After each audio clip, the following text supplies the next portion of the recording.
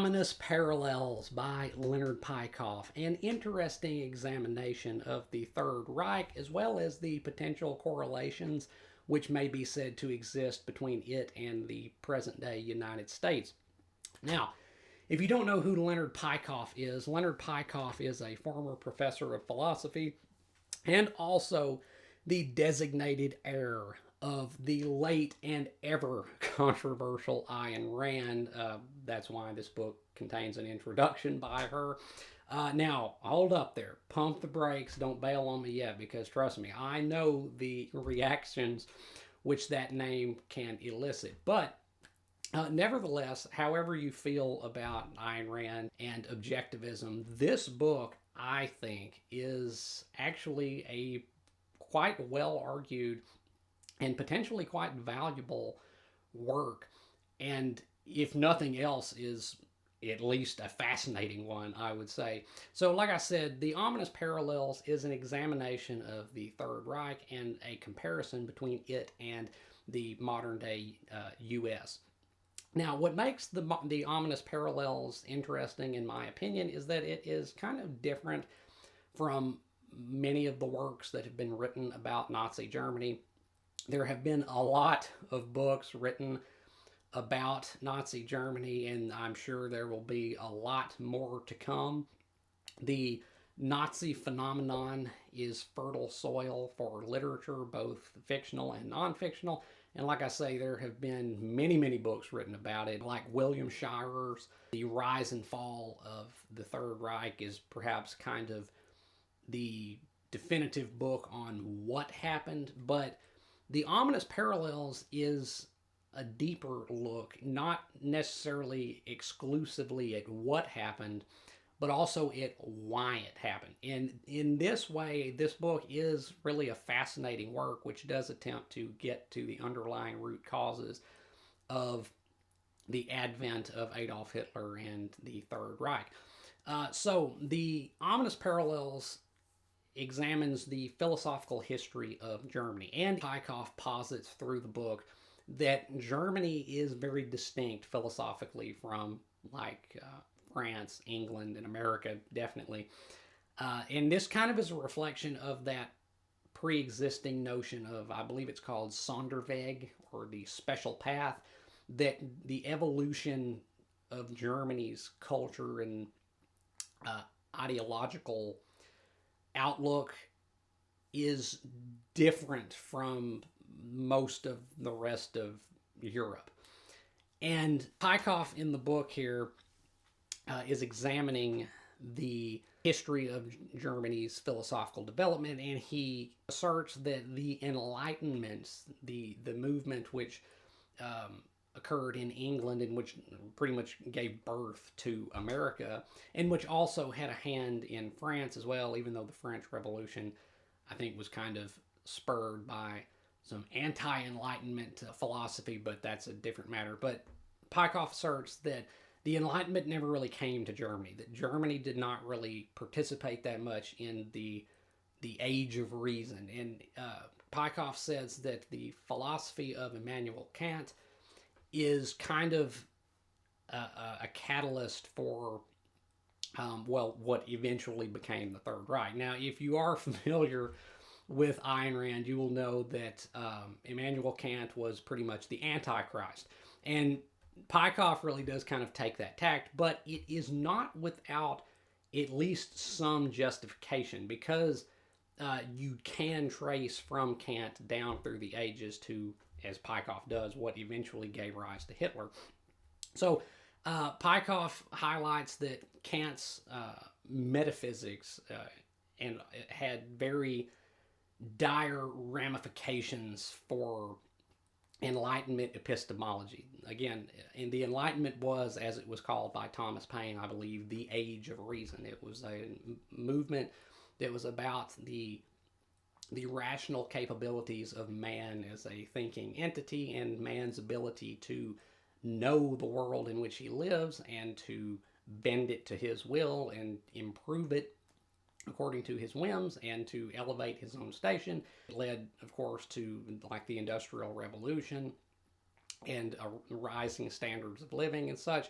It was about reason, and it was about grappling with and contending with the world through the lens of reason and coming to know more about the world we inhabit. But of course, Kant's philosophy, as articulated in the Critique of Pure Reason, basically asserted that reason is impotent to know ultimate reality, that ultimate noumenal reality is unknowable to the human mind. But beyond just Kant's metaphysics and his epistemology, Peikoff really takes a critical look at Kant's ethics, because Kant's ethics were based around the notion of duty. Kant's ethics were heavily based upon self-abnegation, about denying the individual in favor of others, in favor of the common weal or the collective good, uh, and that to be moral, individuals cannot pursue their own happiness. That in order to act in a moral capacity, you basically kind of have to immiserate yourself. And if that sounds questionable, that I would say is because that is questionable. But anyway, from Kant we come to Hegel. And Hegel, definitely, incontestably, is one of the most consequential in a negative capacity, I would say, philosophers ever. Hegel gave the world so much, and so much that was not good. But from Kant's, starting point, we go down to Hegel, and we go down through other philosophers such as Fichte and other thinkers, and eventually we come to the early 20th century, where Germany has lost World War I and experienced crippling hyperinflation and kind of some social upheaval. And so then Peikoff examines the cultural and intellectual milieu in which the Nazi Party actually came to power, and it was a milieu of not very varied philosophy. And what Peikoff really points out here is that Germany did not have like a party which reflected the ideals of the Enlightenment. They did not really have a liberal party, and by liberal I mean like in the classical sense of like individual rights and laissez-faire and that kind of thing. Like all of the major parties that were contending for power in Weimar Germany were all collectivists, like across the board. You had the Social Democrats, who were moderate socialists. You had the communists, who were extreme socialists. Even Germany's quote-unquote conservative party was not conservative like in the way that we think of conservative in English and American terms. Rather, they were like the last remnants of the Kaiser's reign that kind of wanted like a return to like monarchy of like absolute top-down rule. It's still advocating for major governmental control of the economy as well as like citizens' affairs. Like as Peikoff points out, there was no real party in Germany that actually differed in a fundamental philosophical sense from any of the others. It was just collectivists who just differed on method and superficialities, but not on the underlying assumptions of such a philosophy, that is collectivism. So when the Nazi Party, that is the National Socialist Party, came to power, they were able to kind of pull people from all walks of life, because they promised things to everyone. They promised things to businessmen, even though they were very hostile to business. They promised things to the labor unions, even though they worked the German workers like dogs and actually chained them to their jobs like serfs. They promised any number of things to any number of people. And when Hitler eventually came to power, the consolidation of that power into the totalitarian regime that it very quickly became was kind of just in line with German thought. That's what Peikoff is asserting here, is that because the Enlightenment kind of passed over Germany and didn't take root, Germany was predisposed towards collectivism, as evinced by the fact that they had no liberal party. They were all just collectivists of one stripe or another. And so when Hitler came to power, that was just kind of the logical culmination of centuries of, or decades at least, of German philosophy.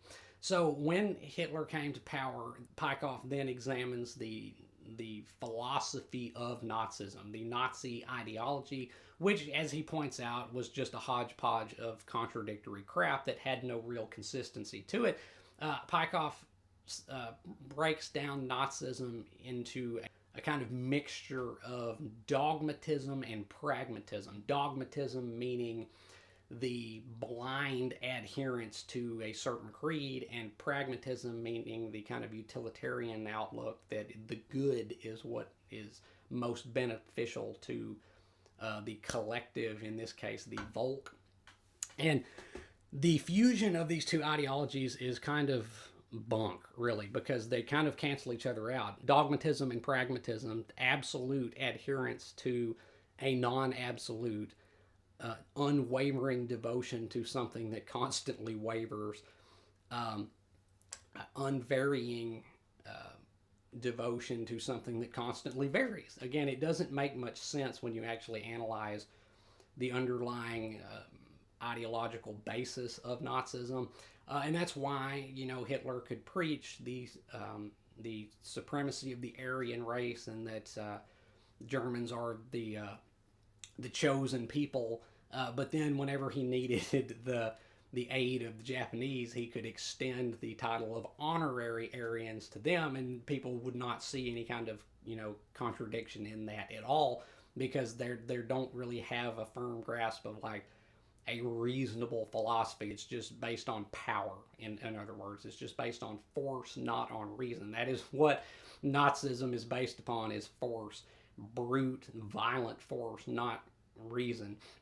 But anyway, and then Peikoff goes into an examination of the concentration camps, and this chapter in particular, I think, is really a tour de force, because the examination that Peikoff gives to the concentration camps that Nazi Germany produced is really powerful, and it's really insightful because it reveals just how evil the Nazis really were. Now, it's kind of it's totally unnecessary to even say at this point that the Nazis were evil. I mean, Hitler and the Nazis are, to the modern world, like the incarnation of evil. Like, they are, to a lot of people, like the closest thing to literal Satan that the world has ever known.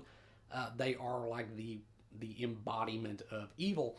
And so it just goes without saying that the Nazis were evil. But what the chapter on the concentration camps really does is illustrate just how deep that evil ran, like just how profound that evil actually was, and just how hostile it was to any kind of rational human spirit. I can't summarize all that he says in that chapter, but I will say that it is some powerful stuff, and it is quite sobering and enlightening, I think, to see just, again, how deep those evil roots really ran. It's some pretty interesting stuff, albeit in a kind of grim fashion. But then eventually Peikoff segues into examining America and how the ideas which took hold in Germany and which ultimately gave rise to the Nazis also eventually took hold in America, as well as in the rest of Europe, and perverted the original conception of America. How, especially beginning with like the progressive era, America started down a drastically different path than it historically had been founded upon. And so the book, the ultimate point of the book, is examining how modern day America in many ways corresponds alarmingly to like pre-Nazi Germany, that a lot of those same ideas and assumptions have been carried over, even though you would think that they had been invalidated by the Third Reich. They have been adopted by many intellectuals in America and the rest of the West, and just kind of modified slightly, but the essence of them remains, and that America is slowly but surely going down the same road that Germany went down. And the final chapter of the book is kind of just an advert for Ayn Rand's philosophy of objectivism as kind of an antidote to the irrational German thought which has pervaded the rest of the West and America in the decades since the fall of the Third Reich. And so, yeah, that's kind of the book. That is the book in a nutshell. That is the gist of the ominous parallels. So, this is a book that I think that, in my opinion, I think the book is quite a valuable work, even though it is one that I think certain readers might contest in some ways. Like, there are aspects of it, of his arguments, that I think you can call into question, but I would say this: broadly speaking, overall, he is right. He absolutely is right. There really is only individualism or collectivism of one stripe or form or another, and Nazi Germany was a collectivist ethos. That is what it was, and America has gradually been creeping more and more towards the same type of mentality which gave rise to Nazi Germany, and which Peikoff argues can do the same thing here in America. It can happen here. The dumbest words one can utter possibly are, "It can't happen here," because it can. Another valuable aspect of this book is that it does demonstrate that societies are always driven at heart by ideas. Society is not driven by, as Marx asserted, material productive forces. It's not driven, as Spengler, another German, would have perhaps asserted, by destiny. Societies are always driven by ideas, and they're always driven by philosophy. And that's why it's very important that the philosophy which a society adopts is a good one. And the philosophy which Germany adopted, which was a collectivist philosophy, was not a good one by any stretch of the imagination. It led to calamity and destruction and death and misery on an unprecedented scale. And the book argues that there's nothing that prevents that from happening again here in America, because those ideas are still out there. They're still working. They're still doing their thing. They're still corrupting the minds of men, and we have to be on our guard against them. Now, to end my review of The Ominous Parallels, I would like to read just a couple of excerpts from it, because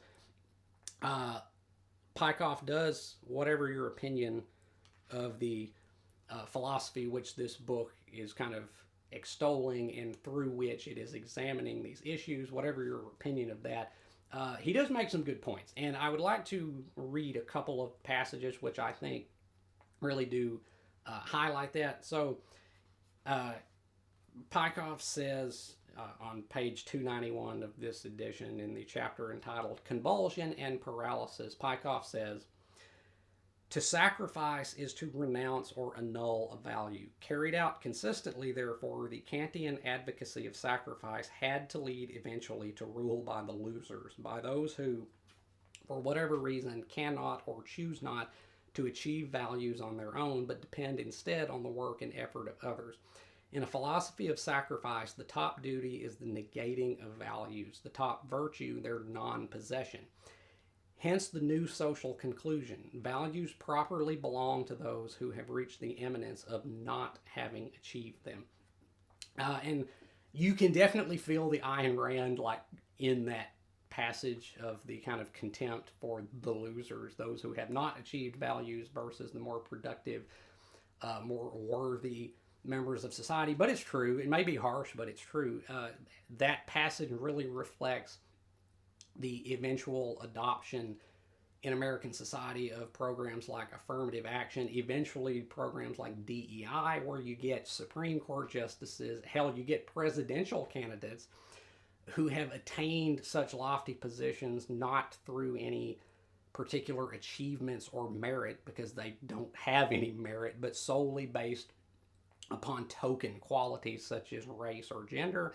Again, it's ruled by the losers. That's what it leads to, and that the code of self-sacrifice, of collectivism, that's what it's bound to lead to. It leads to an inferior moral standard. Harsh but true. And then finally, here on page 296, Peikoff says this, and he really, I think, took the words right out of my mouth with this passage.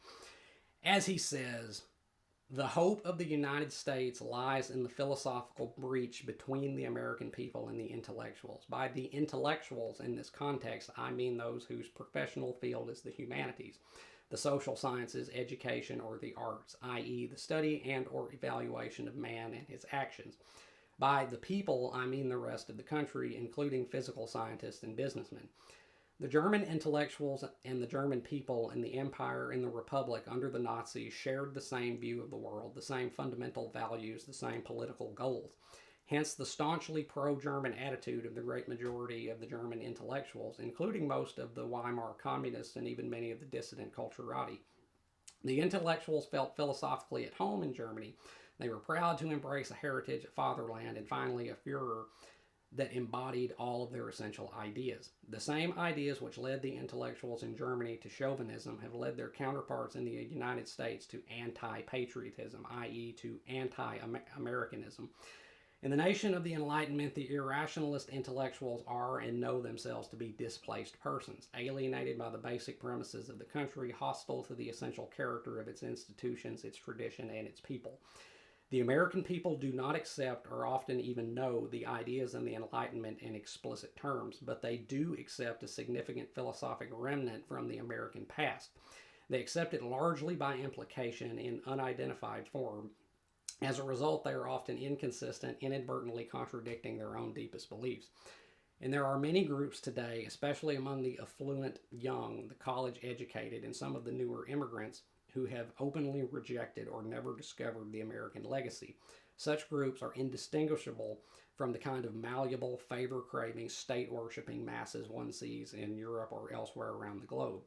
There is still, however, an implicit American view of man and life, embodied in the character and fundamental attitudes of most of the people, a view which sets Americans to this day apart from other nations and on a collision course with their country's intellectual leadership. And dang, if you can't see that happening right now, playing out before our very eyes in America with what you might say is the MAGA movement here in America, the kind of open revolt of the masses against the more intellectual ivory tower types.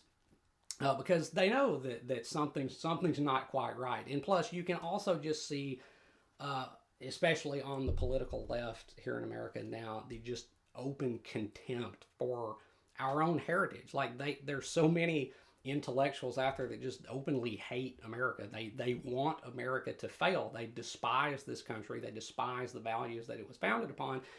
And judging by some recent electoral results, the masses of people, the primarily like blue collar, non quote unquote intellectual people, know deep down that something is not right, that those values are not their true values, and they are now openly revolting against that and pushing back. And so, as that quote would evince, there is hope, but ironically, the hope has to come from the fact that the people do not buy into the same bullshit that the ivory tower types do, the intellectual types do. It's kind of the war of the layman against the elite. But like I say, I think you can see that playing out right now in America. And so because of that, once again, I would reiterate, however you feel about Ayn Rand or her philosophy, this book does have serious value to it, I think, because it puts its finger on some very pertinent and relevant issues and concepts. So yes, that is The Ominous Parallels by Leonard Peikoff. Generally of philosophical nonfiction works like this, I don't rate them, and I won't rate this, but like I say, I do think it's valuable. I do understand the reaction that anything that is associated with Ayn Rand can elicit, but if you can overcome your own prejudices, I think there is a lot of value to be had in this book. I think it is very insightful and does highlight some very important things. So I could recommend it because I think it does have some things to say, and I think it has some things to say that really need to be heard. So yes, The Ominous Parallels by Leonard Peikoff. Have you read The Ominous Parallels? If you have, let me know down in the comments what you thought about the book, whether you have agreed or disagreed with anything I've said here today. And if you haven't read The Ominous Parallels, like I said, I could recommend it. Pick it up. I think it does have some real value to it, and some things that, again, a lot of people out there might really need to be exposed to. And as always, if you have enjoyed anything you've seen or heard here today, remember to hit that like button and subscribe. I would really appreciate it. And until next time, peace.